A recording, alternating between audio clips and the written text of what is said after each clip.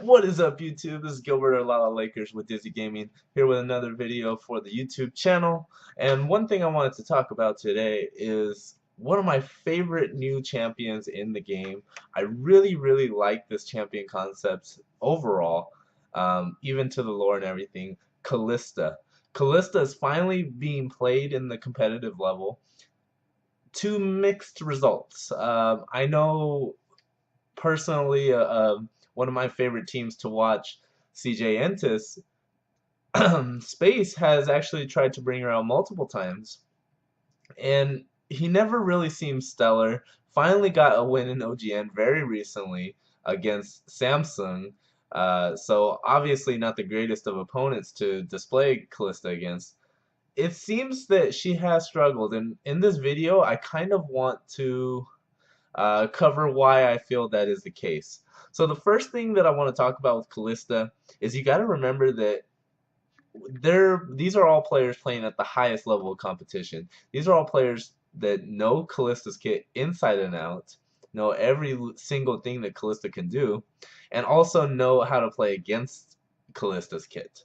So Kalista definitely needs to get consistent auto attacks on the same target, which is really tough to do when you're facing off against, you know, really good peel at the highest level, like Janna, like Nami, even an Annie can peel. If she drops Tibbers on you, there's not much you're going to be able to do. So with that being said, getting off, 8 to 16 auto attacks in a team fight usually doesn't happen, and that's usually what you need to have happen if you want Kalista to do the extreme burst damage that she does with her E. Another thing as well is you have to play, in order to get off that amount of auto attacks, you have to play the team fight almost perfectly. Not only does Kalista have to be in the right position at all times, which is not necessarily very easy. She doesn't really have an escape outside of her small jumps every few seconds, every auto attack. So not only does Kalista have to have great positioning, but also the team as a whole has to protect her because she is very vulnerable to CC. And obviously, Kalista is going to be a main target for the enemy team because she does do extreme damage over time if she does get off that amount of auto attacks. So it's definitely not something that I see you can depend on. You can't really say, okay, well, I'm gonna go Kalista because every fight I'm just gonna stand there and chuck spears for 10 minutes or 10 seconds, or however long the team fight is. It's just it's not something I feel you can depend on at the top level, and that's one of the main reasons why not only do we not see her being picked as often as you may think from solo queue results and stuff, uh, or at least Callistas that I've seen recently, and also why she's not as successful even in the games that she has been picked.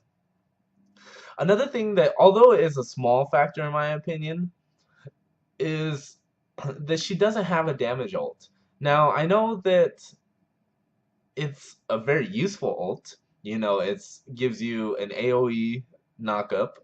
It can save your support from multiple scenarios, kind of like a reverse Thresh Lantern, like an ADC Thresh Lantern in a way. So that's a really nice, brings a lot of utility to it. Now, with that being said, look at the other ADCs that are extremely popular right now. We have Graves, which has one of the highest bursts in the game.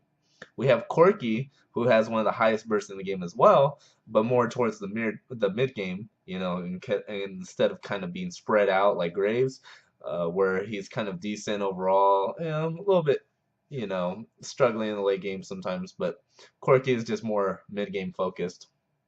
Tristana, obviously, a lot of bursts. Sivir, although she doesn't really have a damage ult, she allows you to kind of get an advantage in a fight. I feel that Sivir's ult is a little bit better right now than Kalista, because although Kalista does have some, synergy with certain champions, which I'll get to right now, Sivert kind of has synergy with every single jungler at the moment. So, you know, with a jungler coming in, he's usually the initiator that brings the CC damage to the fight, or the CC tank. And it just seems that Sivert is a little bit better in that aspect. So when you compare her to those champions, you kind of have to admit that her ult is probably the worst out of all of those. And why would you choose the worst ult if you had to? If you don't have to, I'm sorry. That's kind of my reasoning why I feel that she kind of is being overlooked at the moment. Another thing I wanted to mention about her ult is that once you activate it, not only is it a sign telling your opponent, "Hey, we're going in," so which is always a negative. But then again, once again, you look at Silver, she also has that like charge yell, so you can't really say that it's impossible to be successful. It can be, but it is a tell. Your opponent automatically goes on their back foot and is ready for the attack. Also, it puts your support in a pretty shitty situation. Let's not lie. As a support main myself, I've been there before.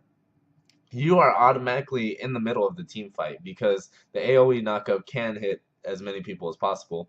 So usually you hit about either one to catch someone out, but in team fights you're usually hitting about two or three people. But what you also have to realize or recognize is that those two or three people aren't just going to stand there and after the knockup is completed and just be like, "Well, you got me." No, they're going to immediately attack and fight you back since the team fight is about to break out. And who's the first person they're going to look at? Probably the person that just went under them and knocked them up. And usually the squishiest champion in the game, some mid laners can contest that. But supports for the most part, especially late game, when mid laners have like Azanias to protect themselves, or at least can out DPS the opponent. Supports are kind of just there. They don't really build heavy on the defense for the most part. They're mainly building utility. Of course, there are exceptions like tanky supports and stuff, but for the most part, it puts the support in a really strange position. And look at the supports that are meta at the moment. I would say Annie is probably has the most like natural synergy that is considered meta at the moment with Kalista. We do have Thresh, which although he's a little bit tankier and can probably survive a lot more damage than your average support at the moment, he's not bringing as much CC, as much chain CC with a Kalista ult as one would think. Although he can probably go in there, knock people up, ult, drop the box, and then flay someone into it or hook someone. That's not ideal. When you look at Kalista's ult, you kind of want to combo it with an AoE also, so that you get double AoE instantaneously. Um, Thresh it just doesn't. It's a little bit awkward. Although it can work, it's not really ideal. Thresh is fantastic with the Kalista ult if you're chasing someone down, though. If you're just trying to get that one person, Thresh is probably one of the best ones to do that. So with that being said, like I said, Annie is probably the best with it because you can throw her ass in there and AoE knockup, AoE Annie stun, and obliterate that team fight, which I really enjoy that combo a lot. And I do think that we are going to see that combo a lot in the upcoming weeks. So look at the other couple supports. Nami is being played somewhat more so overseas than here in the LCS, but Nami, although she has a lot of great chain CC with Kalista, she is extremely squishy. Um, she she can go in there, ult bubble, and then like AoE heal. So that's a lot. That's really nice. But you got to think that all takes time. Remember, her ult is a channel. Her bubble takes a little bit to in the air. It has a little travel time. So while you're waiting for those abilities, you are vulnerable, extremely vulnerable in the middle of at least two to three people in an average team fight with a Callisto. That's not ideal for Nami. She usually gets blown up from what I see. when you just throw her ass in there, and it's not really that. It's okay. It can be good, but it's not really ideal. Janna, obviously one of the best supports at the moment. Although she has the AoE CC, it's kind of like Thresh. It doesn't mesh very well. You throw her in there, and yeah, she can ult immediately, but you just knocked them up, and you just knocked these players up, and now you're dispersing them. That's not really ideal to a team fight unless you happen to be able to be thrown behind maybe your target, and then you can kind of like insect Janna, ult the target back into your team. That would be pretty good. That's not bad at all, actually. I really like that combo. You can tornado them or Q, I believe. Yeah, Howling Gale maybe. That's not bad either. But once again, it just doesn't have that synergy, that natural, synergy that feels like, wow, these two really go good together. It just you don't get that. You don't really get that. So I think that's one of the main reasons as well that Kalista hasn't been successful is because the supports that really synergize naturally with Callista's ult. I guess Annie would be the small exception, but even her, I don't feel that she's like awesome for a Callista ult. She's kind of good, not bad, that type of thing. The supports that come to mind, by the way, Alistair, you can throw him in there. Excuse me. You can throw him in there. He can just pulverize immediately and then headbutt an individual target. That's a lot of chain CC, a lot of knockup. Another one that comes to mind is Braum. I think Braum is probably my favorite with Kalista out of personal experience.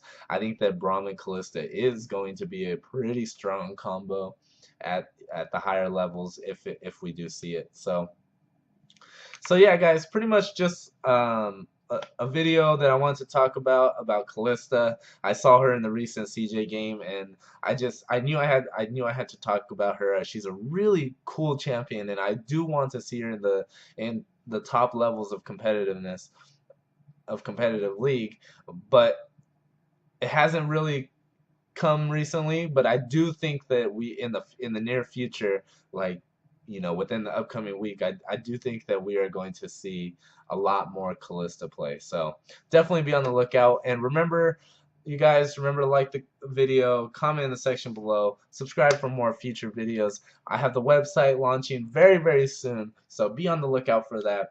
And thanks once again for watching. Remember to stay competitive.